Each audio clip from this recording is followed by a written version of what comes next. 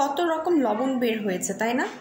Sea salt, pink salt, black salt, অনেক confusion, খাবো কোনটা, রাইট? পিঙ্ক সল্ট হলো হিমালয়ান পিঙ্ক সল্ট নামে, যেটা খুব বেশি বিখ্যাত। এটাতে সাধারণত পটাশিয়াম লেভেলটা আপনার বেশি থাকে, যেটা আপনার প্রেশারটাকে কন্ট্রোল করতে হেল্প করে। এখন আমি খাবো কিভাবে? সব রান্নায় কি পিঙ্ক সল্ট দিব? কোনো দরকার নেই।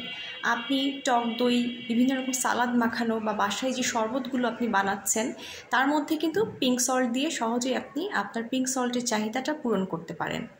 এখন আসি সি সল্টের কথায়। সি সল্ট হলো নর্মাল যে আয়োডাইজড সল্ট বা সামুদ্রিক যে লবণটা, আমাদের বাসায় প্যাকেট যে সল্টটা আসে সেটা আপনি নর্মাল রান্নায় আপনি ব্যবহার করতে পারেন। ডাল রান্না করছেন, মাছ রান্না করছেন, মাংস রান্না করছেন, অথবা বিভিন্ন রকম যে প্রিজারভেটিভ দেওয়া জিনিসপত্র আপনি বানান, যেমন আচার, সস, এগুলো বাসায় যখন বানান আপনি, সেগুলোতে কিন্তু আপনি এই সি সল্ট বা আয়োডাইজ সল্টটা ব্যবহার করতে পারেন।